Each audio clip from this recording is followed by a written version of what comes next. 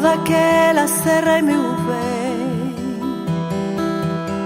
no alto daquela serra e meu bem, tem meu pai castanheiro,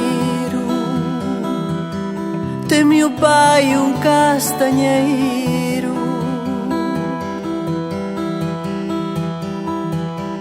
que da castanha se maio e meu bem, que da castanha se maio e meu bem, cravos roxos em janeiro, cravos roxos em janeiro.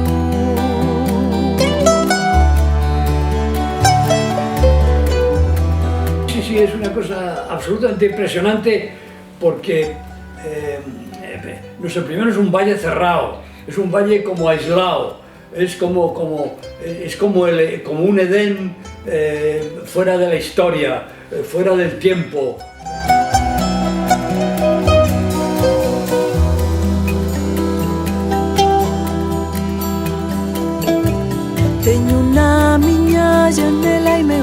Cualquier lugar puede ser centro del mundo, también lo que Mircea Eliade reconocía como centro del mundo o espacio fundacional.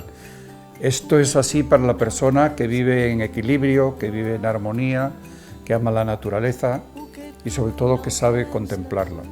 Y bajo este punto de vista, cualquiera de estos territorios puede ser un centro del mundo. Y un vaso de violetas meu bem, que perfuma toda rúa.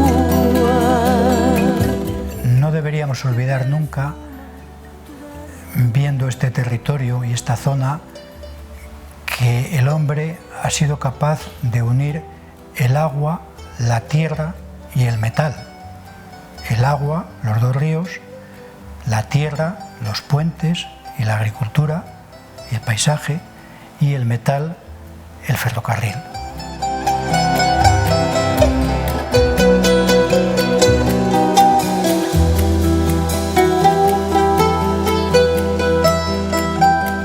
Tenho na minha janela e meu bem. La vía como un monumento nacional, porque eso es verdad, es que eso es un monumento y la gente lo que puede trabajar ahí para hacerla, porque eso no se hace así como así. Hoy hay maquinarias, hay cosas, pero todo a mano, a barrenar a mano, uno aguantar la barrera y otro porrear, y todo ha sido así. O sea que esto no es una obra que duró pues 10 años, fue lo que duró la vía esta. Claro, y la vía muy bonita es. Yo que venga, gente que venga y conozca esto.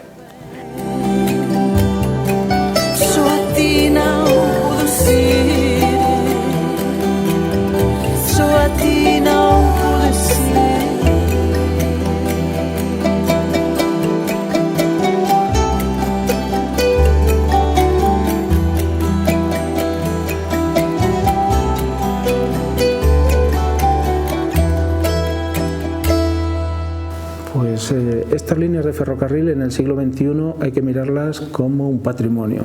Es una herencia de una construcción histórica y así se ha revelado para la población local y para la población foránea, porque una vez que ha perdido el uso de tránsito ferroviario, pues nos ha dejado ahí unas construcciones que fueron modélicas y fueron titánicas, algunas de ellas en la época en la que se construyeron, y por tanto son un ejemplo en una época y en un momento de la historia de España.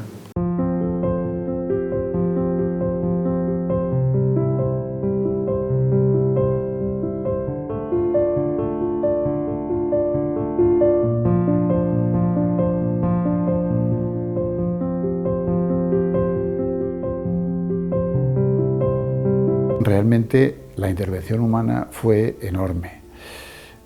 Lo que pasa es que con el paso del tiempo la naturaleza hace también su trabajo e intenta rescatar ese espacio y recuperarlo para sí misma. Y ahora lo que encontramos pues, es una combinación que efectivamente de naturaleza y intervención humana, que si tú lo miras ahora mismo, pues parece todo integrado, es todo un conjunto. En esa época realmente era una cosa, pues realmente pues una intervención demasiado agresiva, vista desde nuestra perspectiva actual. Pero realmente ahora el conjunto que percibes es que estás en plena naturaleza.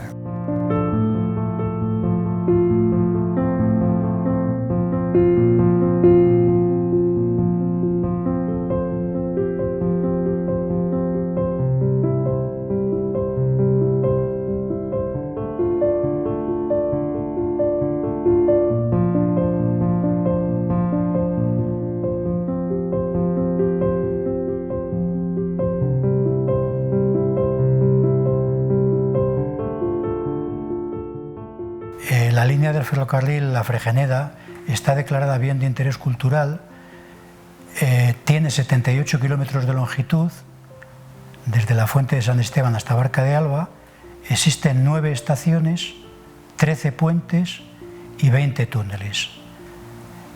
Un elemento que sea bien de interés cultural de estas características y de esta magnitud, yo no tengo conocimiento que exista ninguno en España.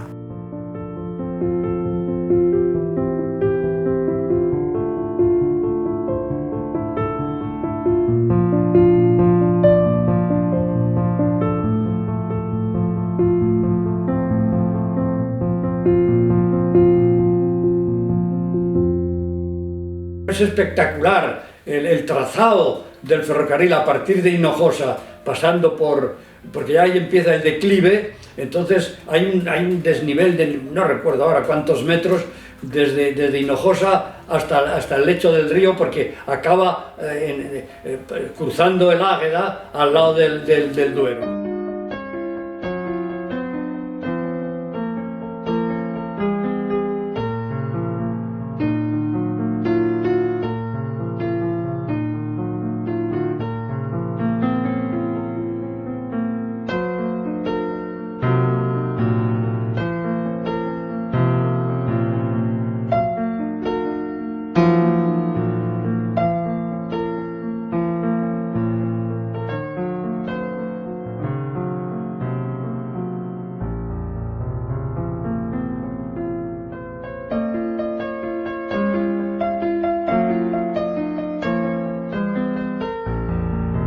Evidentemente, desde el punto de vista de ingeniería, es una obra totalmente singular y totalmente faraónica, si habría que calificarla de alguna forma, teniendo por cuenta la situación geográfica en la que está y teniendo por cuenta la época en la que se hizo, con los medios que había en aquella época, tanto disponibles desde el punto de vista económico, como materiales, como humanos.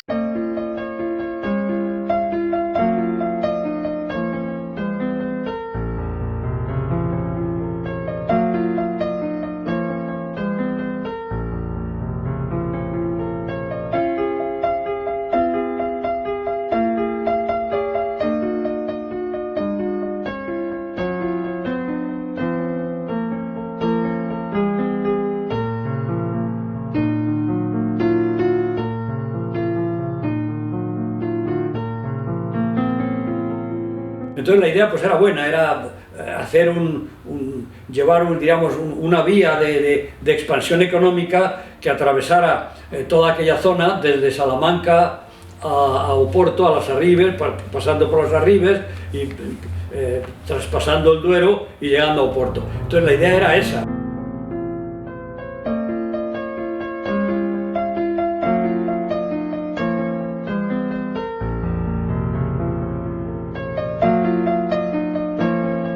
El tren de la Fregeneda fue un sueño incumplido, hecho andar en el segundo tercio del siglo XIX. El primer viaje tuvo lugar un 8 de diciembre de 1887. La intención, unir a España con Portugal, a través del ferrocarril. Fue una empresa titánica que no llegó a los 100 años de vida. En 1985 dejó de funcionar, pero quedó el trazado, la vía, los recuerdos y un paisaje que merece volver a la vida, al menos en esos 17 últimos kilómetros como senda paseable.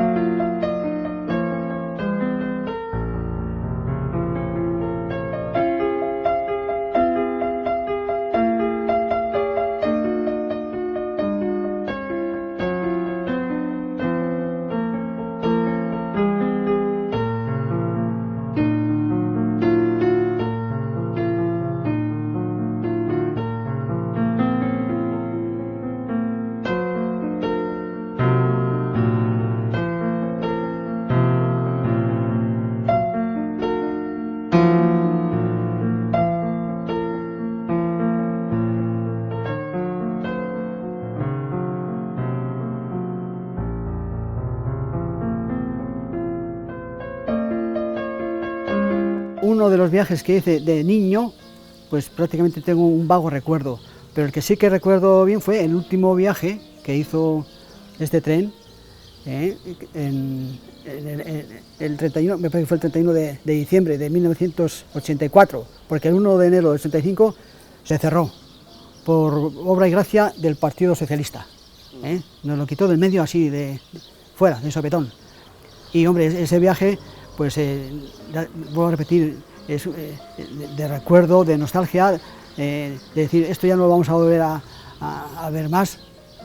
Pues esa es la sensación que se sentía en ese viaje, pero por supuesto disfrutando como nunca, como de los paisajes tan maravillosos, ya digo, que tenemos en esa zona.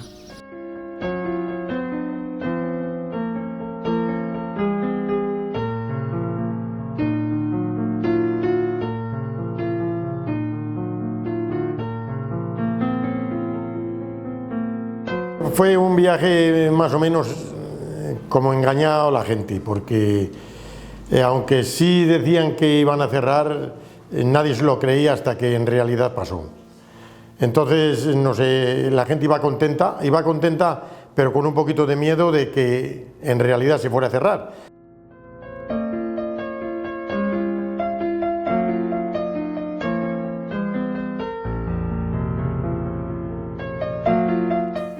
Pues para mí comunicar el cierre de la vía fue una noticia lamentable. Muchas veces, no sé, quien toma estas decisiones, pues opta por lo más fácil. Y lo más fácil es cerrar. Y lo más difícil es poner remedio a que no dar lugar a ese cierre, pues yo qué sé, mejorando la vía, haciendo otras combinaciones, otras frecuencias más apetecibles, pero no, se optó porque decía que era deficitaria.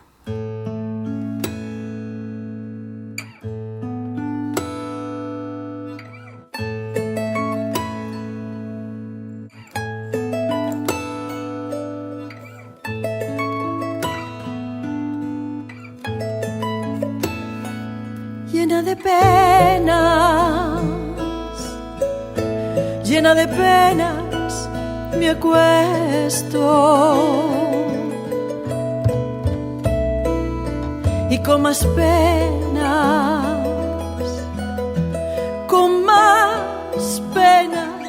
me levanto. En mi pecho ya se quedó en mi pecho. Bueno, pues el cierre de línea, soy maquinista, me llamo Manuel Arregui Mateos, y el cierre de línea, me parece que es un poquillo de escarnio social, debido a que dejan incomunicadas a muchas familias que si habitualmente no pueden subir al tren, en su día sí que lo hacen. Por consiguiente, y pienso de que tan pocos kilómetros, tampoco creo que sea un gasto superfluo cuando había que tomar otras medidas, que hay donde se van los millones.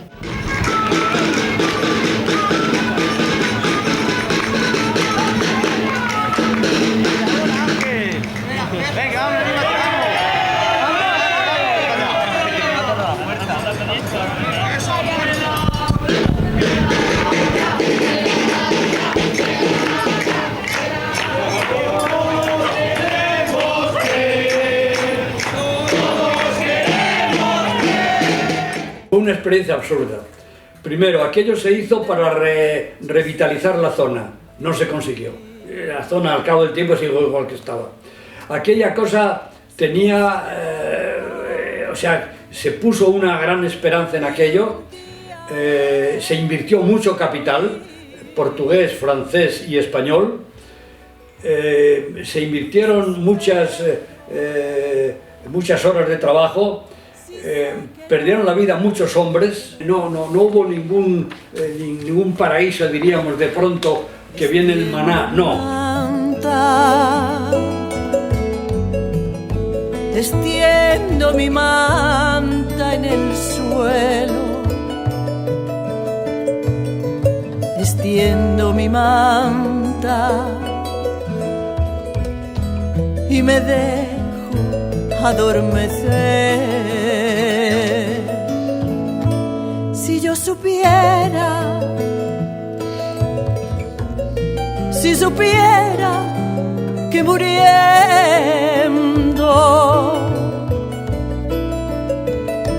tú me habrías de llorar. Algo también sentí cuando vi la zona que recorría el tren de la Fregeneda, que yo ya lo conocí con sus estaciones abandonadas, totalmente con esa sensación de ruina, que yo tiendo a ver como algo fértil, con esperanza, ¿no?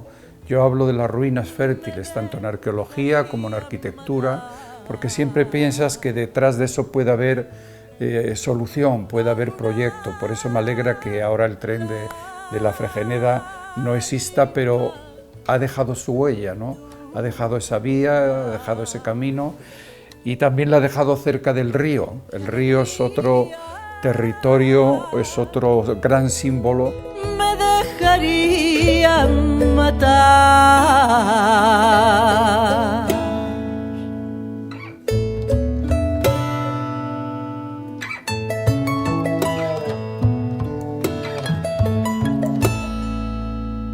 De hecho, una de las cosas más impresionantes que puede uno percibir es desde la Fuente de San Esteban, uno va viajando adentrándose, buscando la frontera, y si vas por la vía, ves el bosque hueco de encinas, después ves la zona abrupta de las Arribes, y tú, sumergido en un vehículo que te lleva, digamos, por el camino, que no tienes que andar pendiente de caminar, que el camino te lleva, realmente estás sumergido en la naturaleza y realmente es un viaje apasionante.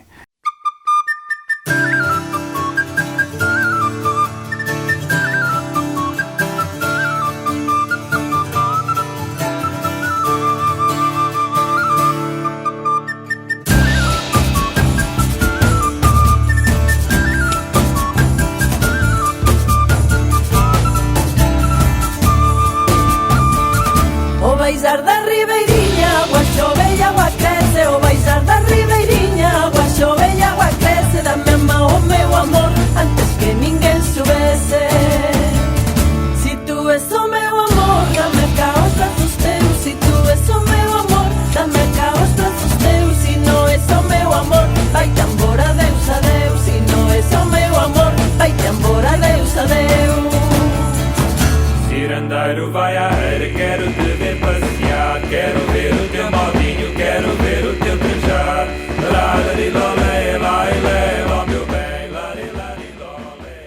El origen del proyecto surge precisamente cuando hay toda esa vorágine de construcción de los ferrocarriles en España a partir de 1855 con la Ley General de Ferrocarriles, y en las Cortes Generales hay un movimiento desde Salamanca que no quieren quedarse fuera de la modernización de las infraestructuras ferroviarias. Sin embargo, los diputados a Cortes salmantinos lo que pedían era una conexión con Portugal para sacar por el Atlántico las mercancías. Por tanto, ahí se une esa vocación fronteriza salmantina con los intereses portugueses.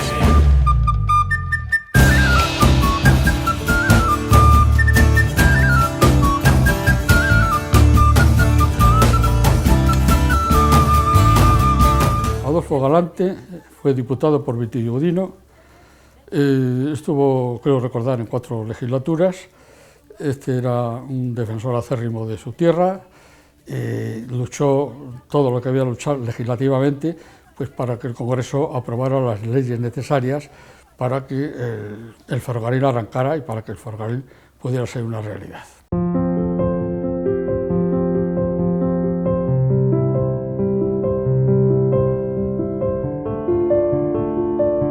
Ricardo Pinto da Costa fue director general de obras del Ministerio de Obras Públicas de Portugal, y en un momento dado le mandan de representante del sindicato de banqueros de Oporto, que es quien se hace cargo de la financiación de las líneas del ferrocarril llamada de Salamanca a la frontera portuguesa.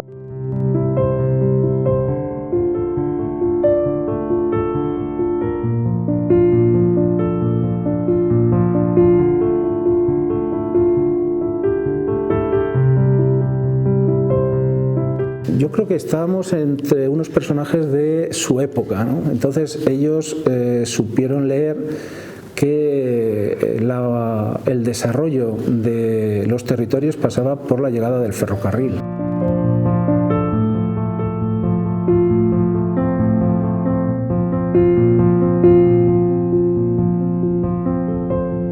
La línea fue pagada por los capitalistas portugueses y realmente hubo una inversión enorme por parte de empresarios portugueses. Los beneficiados iban a ser realmente los portugueses en el sentido de que tenían un camino cercano hacia la meseta, hacia Europa, pero los castellanos castellano-leoneses teníamos un camino también abierto hacia el mar.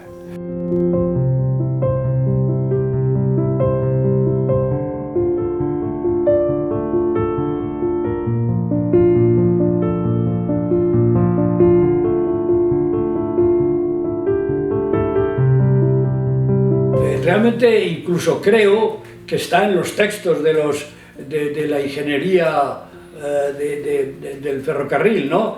Porque en su momento fue muy original, incluso creo que se llegaron a hacer como experimentos de formas de trabajo y de formas de construcción, porque realmente se necesitó una especie de innovación para hacer aquella, me parece que son 15 o 20 túneles los que hay en un espacio realmente pequeño, de pocos kilómetros, ¿no?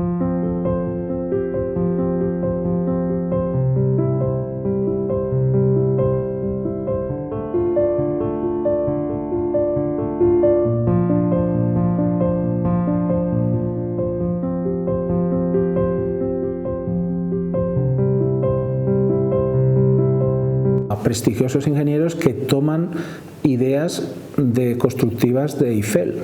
Eiffel no llega a estar en Salamanca, pero Eiffel crea una escuela de tipo ingenieril a la hora de utilizar diferentes sistemas constructivos del hierro.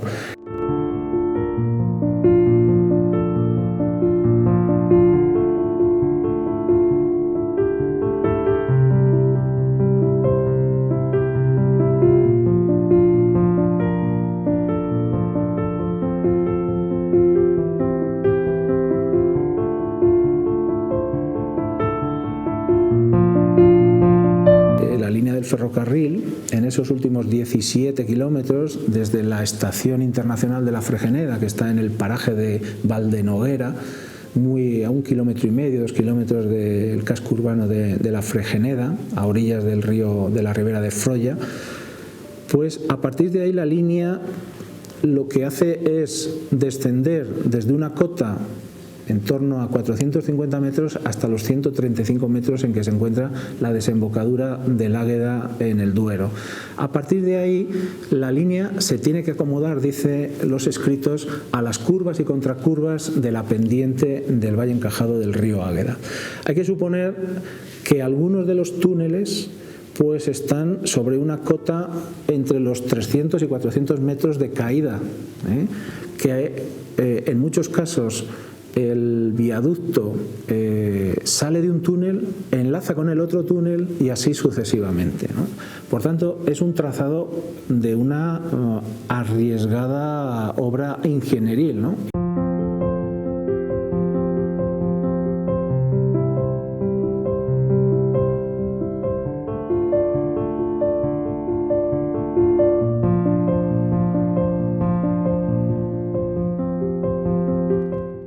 Que es el puente de Pollo Valiente, de 3 tramos metálicos. Efectivamente es un puente de planta quebrada, pero en curva, en trazado curvo. Está prácticamente encajonado entre 2 túneles, el túnel número 3 y el túnel número 4. Y el túnel número 3, también aprovecho para decirlo, es un túnel cuyo trazado en planta tiene 180 grados, con lo cual el centro del túnel hay una oscuridad absoluta al 100%, que es donde se encuentran concentradas las colonias de murciélagos.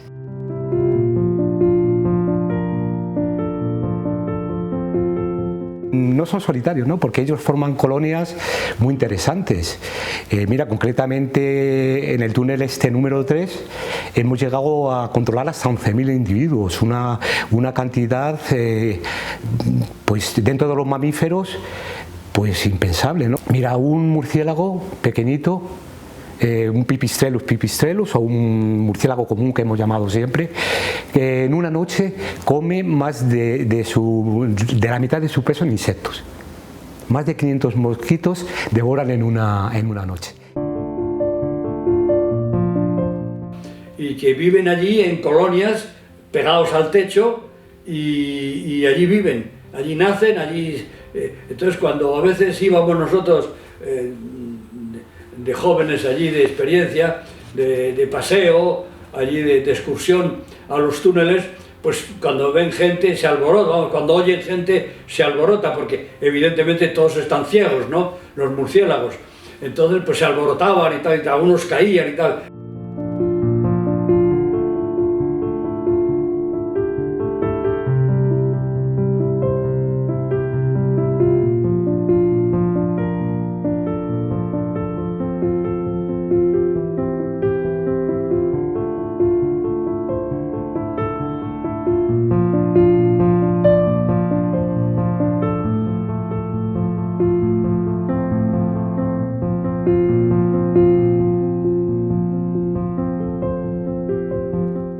En el caso concreto de los puentes de la Fregeneda, todos ellos tienen unas características muy singulares desde el punto de vista de ingeniería, y hay uno de ellos que a mí personalmente me llama más la atención, que es el puente del Arroyo del Lugar. Es el puente cuya longitud es mayor, tiene casi 200 metros, y cuando digo longitud me refiero a la longitud total del puente, incluido el puente y los estribos. Es un puente que el tramo central es metálico, como todo el resto de los puentes. El primer estribo es un estribo de piedra que tiene 2 arcos, y el segundo estribo, el estribo de salida, lado Portugal, es un estribo que tiene una longitud del orden de 55 metros y tiene 3 arcos, sensiblemente en curva, y bueno, pues no es que creas, que aseguro que es un verdadero espectáculo desde todo punto de vista.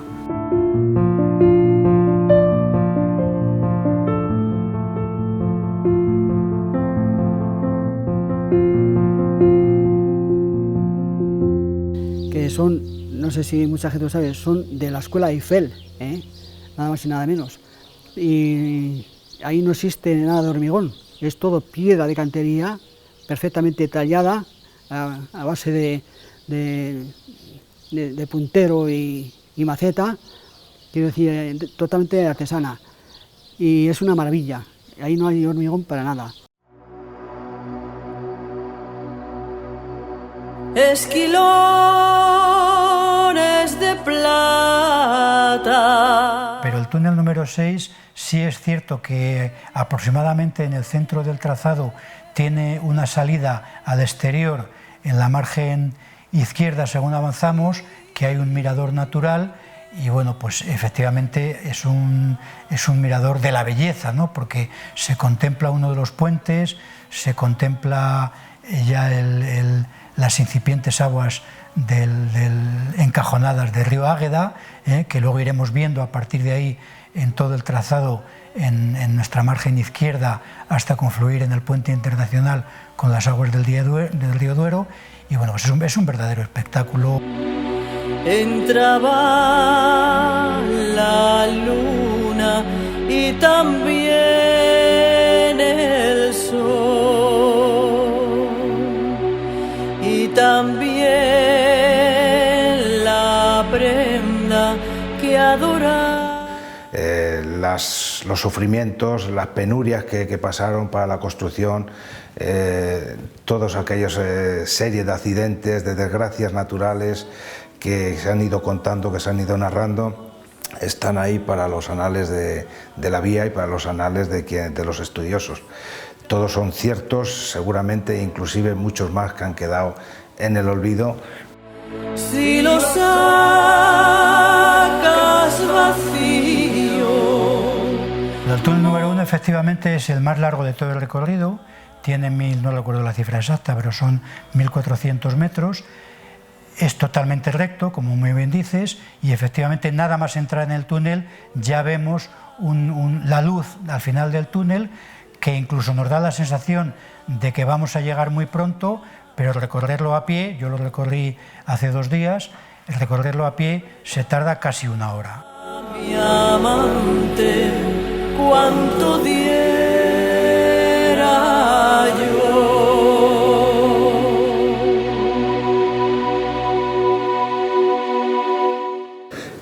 El inconveniente era horadar el monte del Pingallo, que en su época, y así lo recogen varios artículos publicados en la Revista de Obras Públicas de España y en la Revista de Obras Públicas y Minas de Portugal, se tuvo que horadar un túnel de 1,5 kilómetros y debió ser una obra no solamente titánica, sino de verdadera ingeniería, porque se tuvieron que utilizar en aquellos momentos pues técnicas para no variar el eje del túnel, y el otro problema era la necesidad de agua para poder ir taladrando la roca. En ese caso pues es granito, ¿no? También el sol y también la prensa. Porque antaño, claro, para hacer los túneles era a base de las pegas famosas, a base de dinamita, y venga, y a sacar los escombros pues con carros de bueyes. ¿Cómo quieres que vaya y vaya? Hubo muchísimos accidentes, murió mucha gente, a veces por imprudencias, a veces por imponderables, en fin, a veces por la forma en que se trabajaba, las dificultades de trabajar, naturalmente siempre en una zona donde había la amenaza de las inundaciones. Entonces hubo muchísima gente que murió en accidentes en aquella época, ¿no?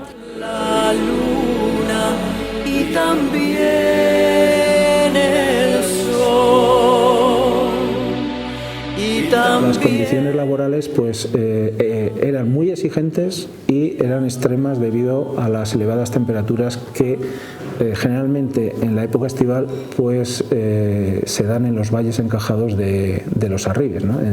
En concreto en el Águeda.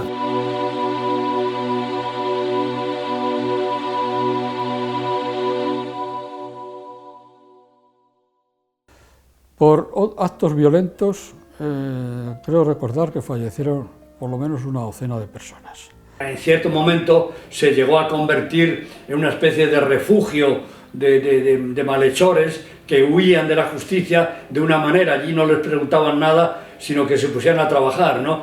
Y eso pues también tiene su atractivo. La construcción de la línea también supuso una afluencia de muchísima mano de obra. Aquí había mano de obra, pero no había mano de obra suficiente.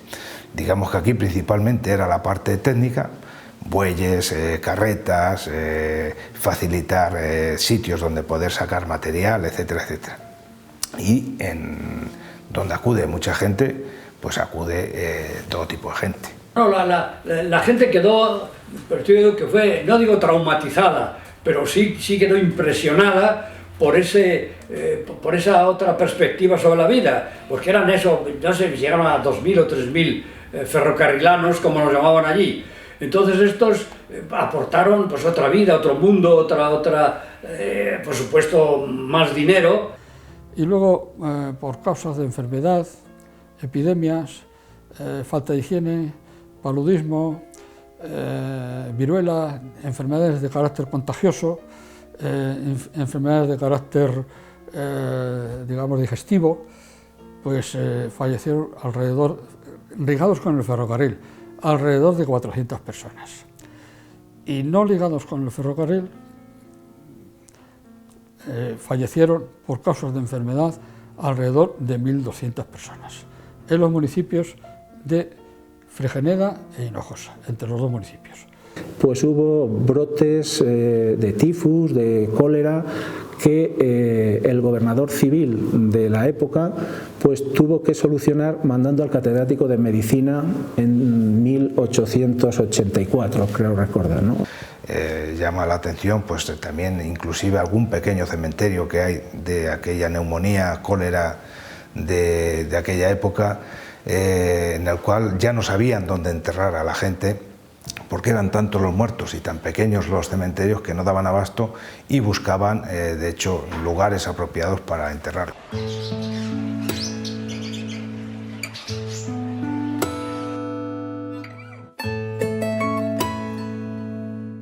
La crónica que dice es que se juntan dos locomotoras en el centro del puente internacional sobre el río Águeda y se dan un beso de vecinos y de hermanos, y uno de los cronistas dice que ya no debiera de llamarse puente internacional sino haberse llamado puente ibérico, ¿no? Por tanto, sí que facilitó el hermanamiento entre los dos países. Me levanto. El ferrocarril es otra experiencia fronteriza, porque además en su tiempo, en el siglo XIX, pues realmente cambió muchas relaciones internacionales, ¿no? Porque la gente empezó a viajar.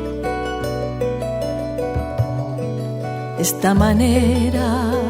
Pero la frontera con España y Portugal en esta zona concreta está rota desde hace muchos años, más allá de lo que haya podido surgir desde el punto de vista político en un momento determinado, porque una vez construido el puente internacional del ferrocarril, pues se rompió la frontera, que la frontera natural era el propio encajonamiento de las aguas del río Águeda.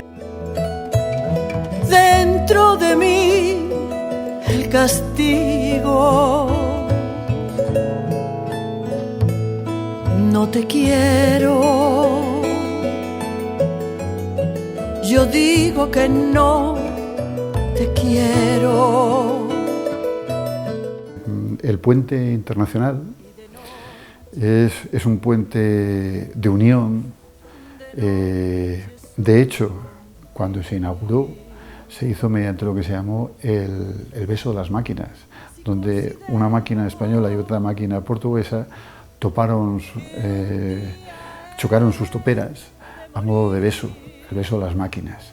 Y efectivamente es un punto de unión que transitan y que, digamos, busca, es más la búsqueda del otro, del compañero, del poblador que tiene prácticamente los mismos padecimientos a un lado y al otro de la frontera. Extiendo mi manta en el suelo. Extiendo mi manta.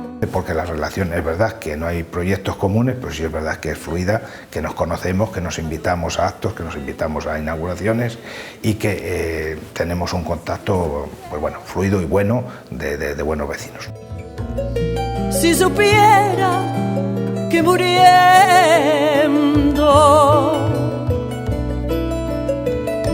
tú me abrías.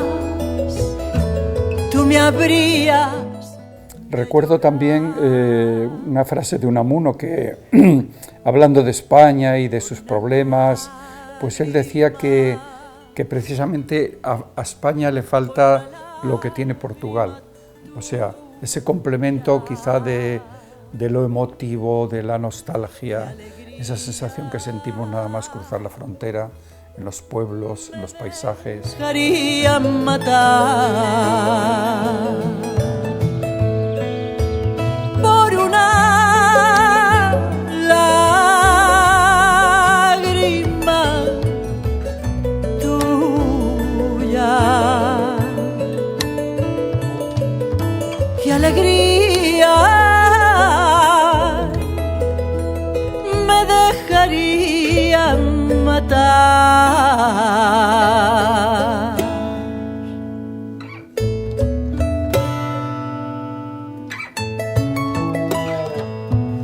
Fue una esa muy complicada y muchas muertes. Solamente por esa gente se debía de abrir. Un homenaje a aquella gente. Casi me emociono yo, sin sin que me vaya nada la cosa.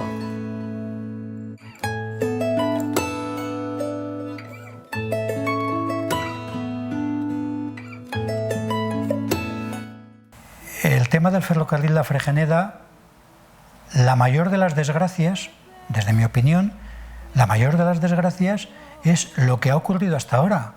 Es que un elemento de 78 kilómetros con 9 estaciones, 13 puentes y 20 túneles no se podía visitar y está declarado bien de interés cultural. Yo creo que eso es una desgracia muy grande, no grande, sino muy grande. Ya se quedó en mi pecho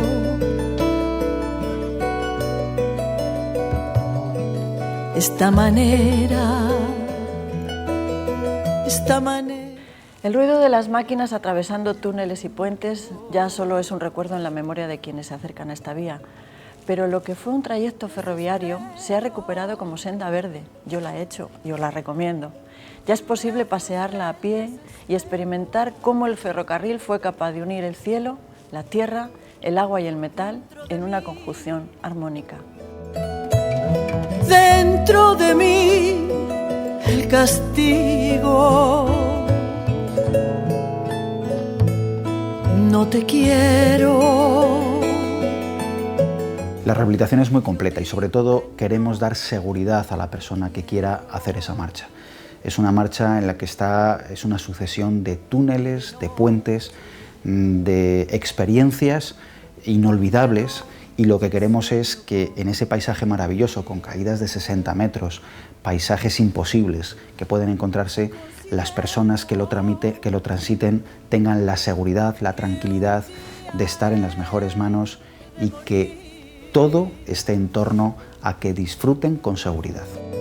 No desespero, si sé que no te veré. En el siglo XIX, esta línea nace para dar oportunidades, desarrollo a las personas que allí vivían. Era una vía abierta al mundo. Hace 30 años se cerró y nosotros queremos dar esa segunda oportunidad que no tuvo, porque creemos, si es gratis soñar, ¿por qué no pensar que esta línea en el futuro nos puede dar muchas satisfacciones para cumplir para lo que fue concebida, para dar oportunidades y para hacer soñar a las personas que allí viven? Nosotros queremos facilitar la vida en cualquier sitio de la provincia de Salamanca, también en Las Arribes. Tú me habrías de llorar. De pronto te encuentras con una cosa tan abrupta, tan dura, tan impresionante, tan fuera de lo normal de la realidad, diríamos, de confundir la estética con la blandura, con lo bonito. No, esto es absolutamente, es un derroche de formas y de violencias físicas, ¿no? Y lo que digo yo, es la revolución de la estética abstracta, nos ha hecho apreciar este otro tipo de belleza, ¿no? Que no tiene nada que ver con la suavidad, con la tranquilidad, con el sosiego visual, sino al revés. Todo te agrede, todo te hiere, todo te remueve el subconsciente de imágenes de otra realidad distinta a la cotidiana. Me dejarían matar.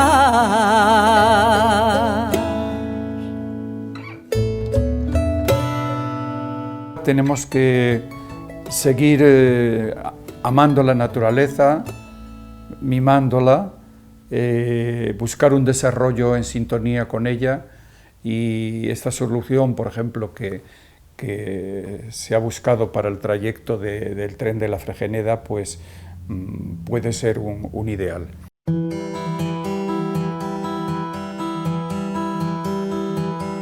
No alto d'aquella serra meu bé, no alto d'aquella serra meu bé, té meu pai un castanheiro, té meu pai un castanheiro. Que da castanya se'n maio i meu pai, que de castanyes en maio i meu vell, cravos rossos en janeiro, cravos rossos en janeiro.